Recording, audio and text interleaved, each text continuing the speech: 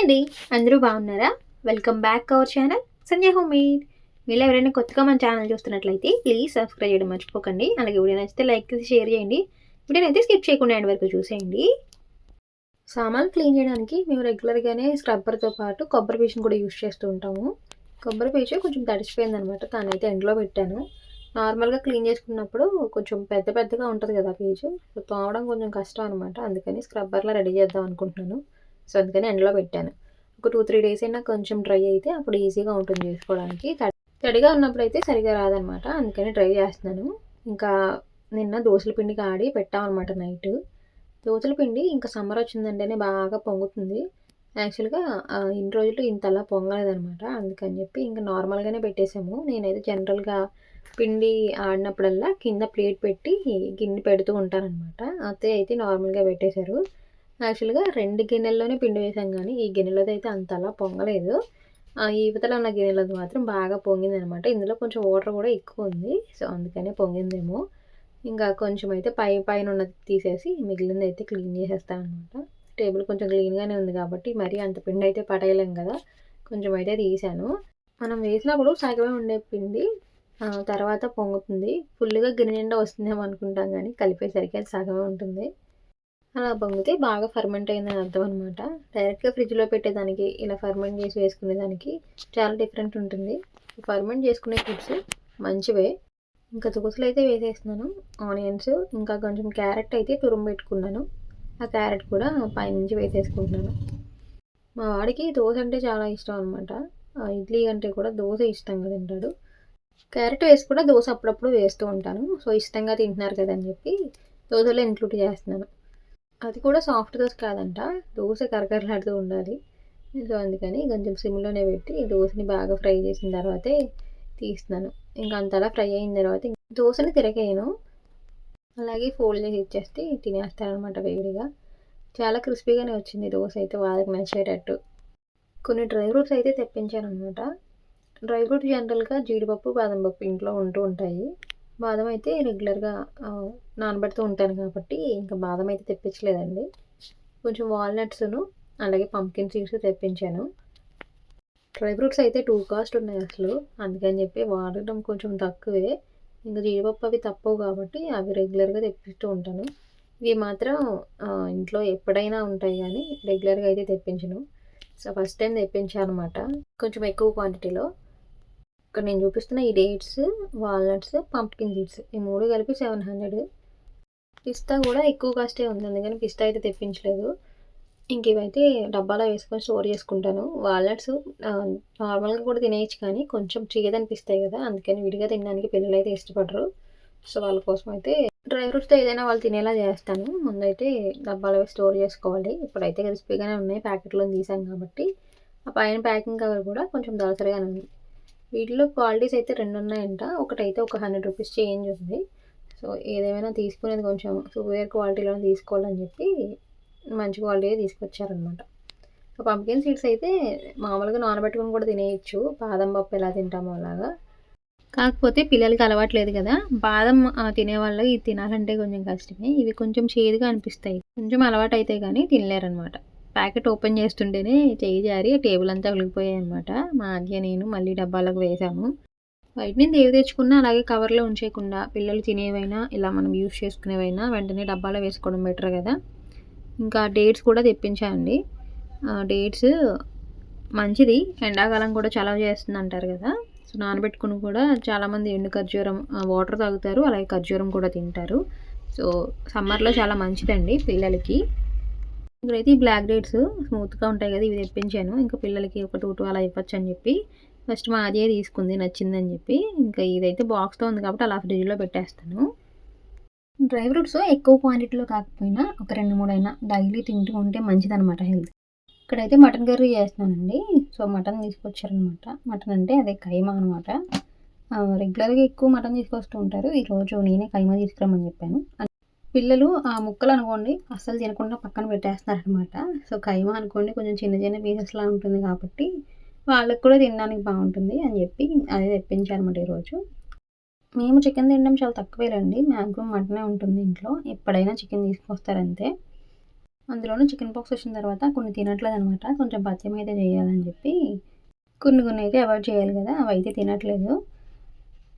ఇంకా onions fry అయిన తర్వాత ఈ కైమా కూడా వేసేసుకొని కొంచెం ఆ వాటర్ అంతా బయటకు వచ్చి బాగా ఉడికిన తర్వాత అల్లం పేస్ట్ కూడా వేసేసి ఉడికించిన తర్వాత అప్పుడు కారం అవి వేస్తున్నాను. కారము, ధనియాల పొడి, ఇంకా గరం మసాలా ఈ 3 వేసేసి బాగా మిక్స్ చేసేసి ఇంకొక 10 నిమిషాలు ఉంచిన తర్వాత కావాల్సిన వాటర్ యాడ్ చేసుకొని కుక్కర్ విజిల్ పెట్టేసుకొని, మటన్ కాబట్టి కొంచెం ఉడకడానికి టైం పడుతుంది. ఒక 7-8 విజిల్స్ అలా వేయిస్తే మనకి బాగా కుక్ అవుతుందనమాట సాఫ్ట్గా. ఇంకెలాగో మటన్ కర్రీ చేశాను కదా అని చెప్పి కొంచెం జీరా రైస్ కూడా చేద్దాం అనుకుంటున్నాను. వెజిటేబుల్ పులావ్ చేద్దాం అనుకున్నాను కానీ వెజిటేబుల్స్ లేవన్నమాట. సో అందుకని జీరా రైస్ కూడా బాగుంటుంది, అందుకని జీరా రైస్ చేస్తున్నాను అనమాట. కుక్కర్లో అయితే చాలా ఈజీగా చేసుకోవచ్చు. నేను మ్యాక్సిమం పులావ్స్ ఏం చేసినా సరే కుక్కర్లోనే చేసేస్తూ ఉంటాను. ప్రజెంట్ నా దగ్గర అయితే ఒక 4 కుక్కర్లు ఉన్నాయి కాబట్టి ఫెస్టివల్స్ అప్పుడు కూడా కొంచెం ఈజీగానే అవుతుంది. అన్నీ ఒకేసారి చేసేసుకోవచ్చు. రైస్ తప్పితే మిగిలినవన్నీ చేస్తూ ఉంటాను నేను మ్యాక్సిమం కుక్కర్లో.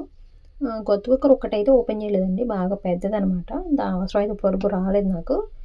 ఈ కొత్తగా తీసుకున్నవైతే ఇదొక్కటేను, చిన్న కుక్కర్ ఉంది కదా, ఆ 2 అయితే యూజ్ చేస్తూ ఉన్నాను. ఇందులో మ్యాక్సిమం వెజ్జే కుక్ చేస్తాను అనమాట. నా దగ్గర ఇంతకు ముందు ఉన్న దాంట్లోనే నాన్ వెజ్ కుక్ చేస్తాను. అందుకని వెజ్ పులావ్స్ చేసిన ఏదైనా పప్పు, వెజ్ కూరలు ఏమైనా చేసినా ఇందులోనే చేస్తాను అనమాట. జీరా రైస్ చాలా సింపుల్గానే చేసేసుకోవచ్చు, క్విక్గా కూడా అయిపోతుంది. ఇంచుమించు సేమ్ పులావ్ టేస్ట్ ఎలా ఉంటుందో అలాగే ఉంటుంది, కానీ ఫ్లేవర్ మనకి జీలకర్ర వేస్తాం కదా కొంచెం మారుతుంది అంతే. ఈ జీరా రైస్కి ముందు 1 స్పూన్ వరకు నెయ్యి, 1 స్పూన్ వరకు ఆయిల్ అలా యాడ్ చేసుకోవచ్చు. హాఫ్ లేదంటే మొత్తం నెయ్యితో చేసుకోవచ్చు, మొత్తం ఆయిల్తో కూడా చేసుకోవచ్చు. నేను అలా హాఫ్ యాడ్ చేస్తేనే నాకు టేస్ట్ బాగున్నట్టు అనిపిస్తుంది అనమాట. తర్వాత దాంట్లోకి బిర్యానీ స్పైసెస్ యాడ్ చేసుకోవాలి. అవి ఫ్రై అయిన తర్వాత జీడిపప్పు యాడ్ చేసుకొని, తర్వాత ఆనియన్స్, పచ్చిమిర్చి యాడ్ చేసేసుకొని 1 స్పూన్ వరకు జీలకర్ర యాడ్ చేసుకున్నాను. జీలకర్ర కొంచెం ఎక్కువ యాడ్ చేసుకోవాలన్నమాట. జీరా రైస్ జీలకర్ర ఫ్లేవర్ వస్తుంది కదా, దాని గురించి. కొంచెం ఫ్రై అయిన తర్వాత అల్లం పేస్ట్ యాడ్ చేసుకోవాలి. మనకి మెయిన్ పులావ్కైనా ఈ జీరా రైస్కైనా మంచి ఫ్లేవర్ రావాలంటే అల్లం వెల్లుల్లి పేస్ట్ ఫ్రెష్గా వేసుకున్నదైతే ఇంకొంచెం బాగుంటుంది టేస్ట్. ఇవి కొంచెం ఫ్రై అయిన తర్వాత వాటర్ మనకు కావాల్సినన్ని నేనైతే ఒక 3 గ్లాసెస్ వరకు యాడ్ చేశాను. ఇక్కడ నా దగ్గర మొన్న దమ్ బిర్యానీ చేసినప్పుడు కొంచెం బాస్మతి రైస్ ఉన్నాయన్నమాట. సో హాఫ్ యాడ్ చేసుకుంటున్నాను. హాఫ్ ఏమో బాస్మతి రైస్, హాఫ్ ఏమో నార్మల్ రైస్, సన్న బియ్యం అనమాట. అవి కలిపి కడిగేసి పెట్టుకున్నాను పక్కనే. దానికి సరిపడా వాటర్ యాడ్ చేసుకున్నా.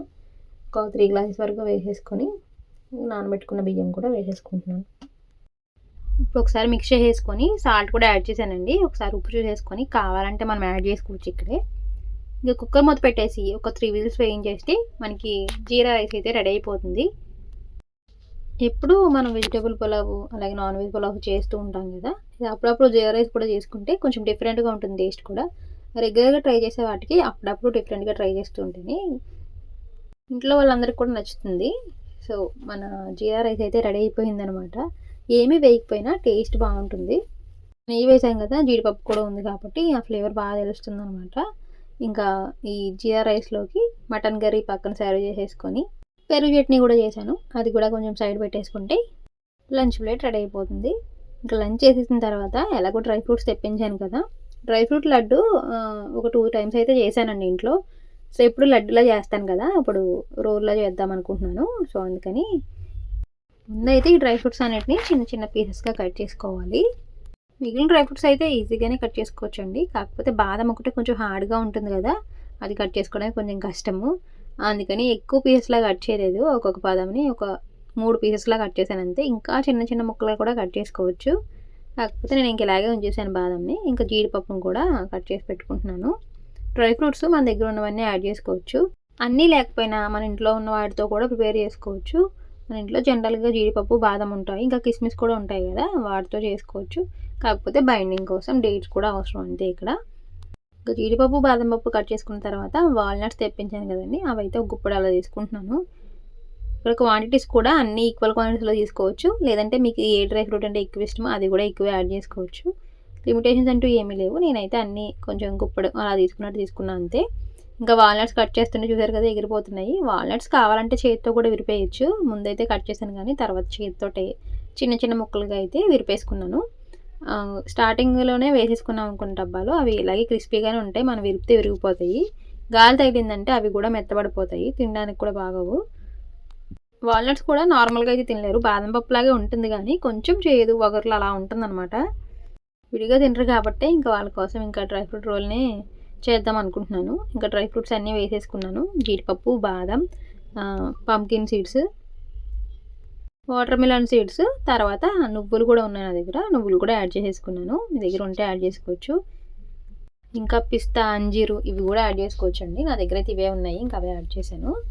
ఇప్పుడు స్టవ్ మీద ఒక కడాయిని పెట్టేసుకొని ఒక స్పూన్ నెయ్యి వేసుకుంటే సరిపోతుంది.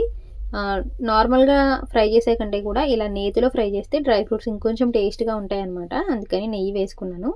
నెయ్యి కొంచెం ఇలా మెల్ట్ అయిపోయిన తర్వాత మనం కట్ చేసి పెట్టుకున్న డ్రై ఫ్రూట్స్ అన్నిటిని యాడ్ చేసేసుకొని ఫ్రై చేసుకోవాలి.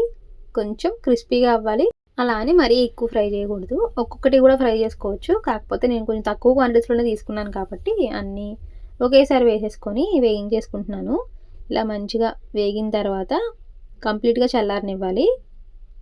ఈలోపు డేట్స్ కూడా కావాల్సినవి తీసుకోవాలి. నేనైతే ఒక 12, 15 అలా తీసుకున్నానండి, నేను తీసుకున్న డ్రై ఫ్రూట్స్ క్వాంటిటీకి అనమాట. డ్రై ఫ్రూట్స్ని బట్టి ఈ ఖర్జూరాన్ని కూడా తీసుకోవాలి, ఎందుకంటే బైండింగ్కి మనకి మెయిన్ ఇదే కదా. అందుకని మామూలుగా డ్రై ఫ్రూట్స్ అయితే విడివిడిగా వచ్చేస్తూ ఉంటాయి, ఇది కొంచెం బైండింగ్లా ఉంటుంది కాబట్టి అలా అతుక్కునే ఉంటాయి. లోపల ఉన్న గింజలు తీసేసుకొని వీటిని ఇప్పుడు మిక్సీ పట్టుకోవాలి. నార్మల్గా ఉండే ఖర్జూరానికి వీటికి కొంచెం డిఫరెన్స్ ఉందిలేండి. అవి అయితే కొంచెం గట్టిగా ఉంటాయి కదా, అవి నలగడానికి అది కొంచెం ఎక్కువ టైం తీసుకుంటుంది. ఇవి అయితే త్వరగా నలిగిపోతాయి మిక్సీలో అయినా. ఈ డ్రై ఫ్రూట్ లడ్డులో ఇలా సాఫ్ట్గా ఉన్న ఖర్జూరాన్ని యూజ్ చేసుకోవాలి. ఇంకా గింజలన్నీ తీసేసానండి. మనం వేసిన డ్రై ఫ్రూట్స్లో కొన్ని కొంచెం చేదుగా ఉన్న మనం ఖర్జూరం యాడ్ చేస్తున్నాం కదండి, ఈ స్వీట్నెస్ తోటి ఆ చేదు అస్సలు తెలియదు అనమాట లడ్డూకి. ఇప్పుడైతే మిక్సీలో వేసేసుకొని బాగా మెత్తగా మిక్సీ పట్టేసుకోవాలి. ఈ లోపు డ్రై ఫ్రూట్స్ కూడా చల్లారిపోయాయి, వాటిని అయితే ఒక ప్లేట్లోకి తీసేసుకుంటున్నాను. సేమ్ కడాయిలో నెయ్యి ఆల్రెడీ ఇందాక వేసింది ఉంది కాబట్టి ఇంకా యాడ్ చేయట్లేదు నేను. దాంట్లోనే కొంచెం మిక్సీ పట్టుకున్న ఖర్జూరాన్ని ఒక 5 నిమిషాలు వేయించుకోవాలి లైట్గా. ఎక్కువసేపు అవసరం లేదులేండి, ఇక్కడ ఈ గరిటిగా అతుక్కుపోతూ ఉందన్నమాట. నెయ్యి వేస్తే ఇంకా అతుక్కోదు, కాకపోతే నెయ్యి ఆల్రెడీ కొంచెం ఎక్కువే వేసానని ఇంకా యాడ్ చేయలేదు నేను. ఖర్జూరం కావాలంటే క్వాంటిటీ ఇంకొంచెం పెంచుకోవచ్చు అండి, అప్పుడు లడ్డూలు కూడా కొంచెం ఎక్కువ వస్తాయి ఒకవేళ లడ్డు చేసుకుంటే. ఇప్పుడు ఇందులోకి మనం ఫ్రై చేసి పెట్టుకున్న డ్రై ఫ్రూట్స్ అన్నిటిని వేసేసుకొని బాగా మిక్స్ చేసుకోవాలి. ఇక్కడ స్టవ్ అయితే ఆపేసానండి.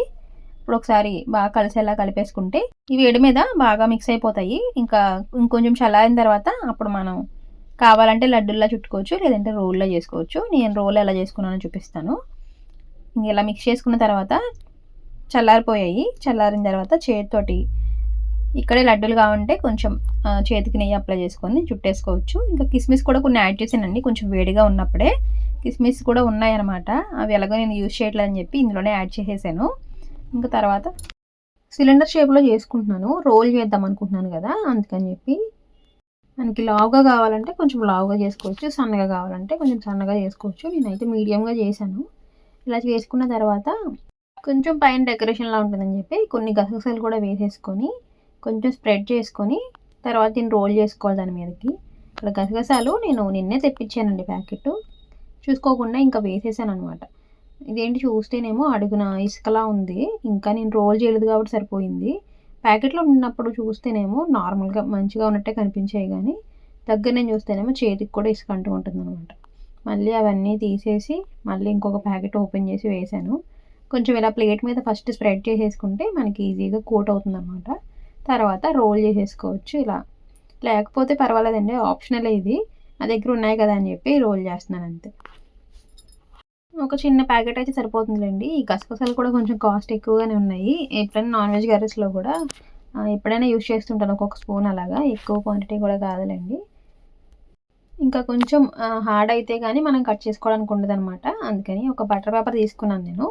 దగ్గర సిల్వర్ ఫాయిల్ పేపర్ ఏదైనా ఉంటే, ఏదైనా కొంచెం గట్టిగా ఉన్న పాలిథిన్ ఎవరైనా పర్లేదు, దాంట్లోకి ఇలా పెట్టేసుకొని రోల్ చేసేసుకుంటే మనకి ఒక 1 అవర్ అలా ఫ్రిడ్జ్లో పెట్టుకుంటే ఈజీగా మనం ఎంత దళసరిగా అయినా పలుచగా అయినా కట్ చేసుకోవాలన్నా కట్ చేసుకోవచ్చు. ఇప్పుడే కట్ చేసేస్తే డ్రై ఫ్రూట్స్ వాటికి విడిపోతాయి అనమాట, అందుకని కొంచెం గట్టి పడితే మనకి ఈజీగా కట్ చేసుకోవడానికి వస్తాయి అనమాట. జస్ట్ ఆ బటర్ పేపర్ వేసేసుకొని ఇంకా గ్యాప్ లేకుండా ఇలా చుట్టేసుకోవాలి ఎడ్జెస్లో కూడా. ఇప్పుడు ఒక 1 అవర్ అలా పెట్టేసుకొని తర్వాత కావాలంటే కట్ చేసుకోవచ్చు అండి. నేనైతే ఒక 1 అవర్ పెట్టేశాను. 1 అవర్ పెట్టేసరికి చాలా గట్టిగా అయిపోతుందనమాట. ఇంకా అసలు విడిపోవు డ్రై ఫ్రూట్స్. మనం ఈజీగా కట్ చేసుకోవచ్చు. కాకపోతే నైఫ్ కొంచెం షార్ప్‌గానే ఉండాలి. ఎందుకంటే డ్రై ఫ్రూట్స్ కొంచెం గట్టిగానే ఉంటాయి కదండీ! సో, కట్ అవ్వడం కొంచెం కష్టం అనమాట. అందులోనూ ఫ్రిడ్జ్‌లో పెట్టాం కదా! ఇంకా అసల కట్ అవ్వదనమాట. డ్రై ఫ్రూట్స్‌ని డైలీ తీసుకోవడం మంచిదే. నానబెట్టుకొని అయినా తీసుకోవచ్చు. కాకపోతే ఒక్కొక్కసారి మర్చిపోతూ ఉంటాం కదా! అలాంటప్పుడు ఇలా ఒకే రోజు డ్రై ఫ్రూట్ లడ్డూ చేసుకొని పెట్టుకుంటే చక్కగా మనకు కావాల్సినప్పుడు తీసుకొని తినొచ్చనమాట. వామ్మో! ఇది చాలా పెద్ద ప్రాసెస్ అనుకునే వాళ్ళు మాత్రం నార్మల్‌గా మీ దగ్గర ఉన్న డ్రై ఫ్రూట్స్‌ని ముందు రోజు నైట్ నానబెట్టుకొని పొద్దున్న తిన్నా పర్వాలేదు. ఇది కొంచెం ప్రాసెసే గానీ అన్ని డ్రై ఫ్రూట్స్ ఉంటాయి కాబట్టి హెల్తీ అనమాట. రోజుకి ఒక బైట్ తింటే సరిపోతుంది. టేస్ట్ కూడా అంతే బావుంది. మా పిల్లలైతే చాలా ఇష్టంగా తింటున్నారు ఇవి. వాళ్ళకి కూడా నచ్చాయి. అన్ని డ్రై ఫ్రూట్స్ ఉన్నాయి గదా! అందుకని జెప్పి. విడిగా నేను పంప్కిన్ సీడ్స్ ఇచ్చినా, వాల్‌నట్స్ ఇచ్చినా అస్సలు తినట్లేదు వాళ్ళు. ఇవేవో కొత్త రకంవి బాలేదు టేస్ట్. బాదం పప్పు ఒక్కటే బావుంది జీడిపప్పును అన్నారనమాట. కానీ ఇంకా ఇందులో వేసామని వాళ్ళకి తెలీదు కదా! అందుకని జెప్పి ఇంక ఇచ్చిన వెంటనే బాగానే తింటున్నారు. సో, నాకిదే బెస్ట్ వే అనిపించింది అన్ని డ్రై ఫ్రూట్స్‌ని వాళ్ళకివ్వడానికి. చూడ్డానికి ఎంత బాగున్నాయి గదా! అచ్చం బయట స్వీట్ షాప్ స్టైల్‌లో ఎలా ఉంటాయో సేమ్ అలాగే ఉన్నాయి. ఇంక పిల్లలకి కలర్‌ఫుల్‌గా కనిపిస్తే చాలు గదా! ఇష్టంగా తినేస్తారు ఇచ్చిన వెంటనే. ఇది ఏంటి అని అడగకుండా. ఇంక నేనైతే వీటన్నిటిని ఒక గ్లాస్ జార్‌లో వేసేసుకొని స్టోర్ చేసుకుంటాను. రోజుకి స్నాక్స్ లాగా ఒక్క బైట్ ఇస్తే సరిపోతుంది. ఇవి కొంచెం లావుగా కట్ చేసుకుంటేనే బావుంటాయండి తినడానికి. అందుకని కొంచెం లావుగానే కట్ చేశాను. నేను తీసుకున్నవైతే ఒక 12 అలా అయ్యాయన్నమాట. ఒకవేళ ఎక్కువ క్వాంటిటీ చేసుకుంటే ఫ్రిడ్జ్‌లో పెట్టుకొని స్టోర్ చేసుకోండి. నేను చేసినవి ఎలాగో తక్కువ క్వాంటిటీయే పిల్లలకి ఎలాగో నచ్చాయి కాబట్టి ఇంకా ఫ్రిడ్జ్‌లో స్టోర్ చేసుకోక్కర్లేదు. ఒక 1 వీక్‌లో అయిపోతాయి ఇవైతే. ఇంక పిల్లలైతే స్కూల్ నుంచి రాగానే ఇచ్చాననమాట. మా వాడికి నచ్చాయి. పిల్లలతో పాటు నేను కూడా ఒకటి తింటున్నాననమాట. చాలా హెల్తీ అండి. మనం విడివిడిగా తినాలి. అన్నీ నానబెట్టుకొని ఒక్కొక్కటి తినాలంటే కష్టం. అలాగే స్మూదీలా ప్రిపేర్ చేసుకోవాలన్నా ఒక్కొక్కసారి టైం ఉండదు కదా! అలా కంటే కూడా ఇలా చేసుకుంటేనే బెటర్ అనమాట. ఇంక పొద్దున్నయితే పీచు ఎండబెట్టాను గదా! అదైతే కొంచెం చేసేద్దాము స్క్రబ్బర్‌లా అని జెప్పి తీసాననమాట. సో, కొంచెం కష్టమే ఈ స్క్రబ్బర్ ప్రిపేర్ చేయడము. కాకపోతే మనం సామాన్లు క్లీన్ చేసేటప్పుడు ఈజీగా ఉంటుందనమాట ఒకసారి ప్రిపేర్ చేసి పెట్టుకుంటే. సో, లొంగట్లేదు. కొంచెం ఇంకా డ్రై అవ్వాలనమాట. అందులోనూ ఇది ఆల్రెడీ ఆరిపోయింది. కాకపోతే తడిసిందని జెప్పి మళ్ళీ ఎండలో పెట్టాను గదా! నెక్స్ట్ వీడియోలో చూపిస్తానండి స్క్రబ్బర్ ఎలా తయారు చేసుకున్నానో. సో, ఇదండి ఈరోజు వీడియో. ఐ హోప్ మీ అందరికీ వీడియో నచ్చిందని అనుకుంటున్నాను. నెక్స్ట్ వీడియోతో మళ్ళీ ముందుకొచ్చేస్తాను. అంతవరకు keep watching Sandhya homemade. Thank you so much for watching.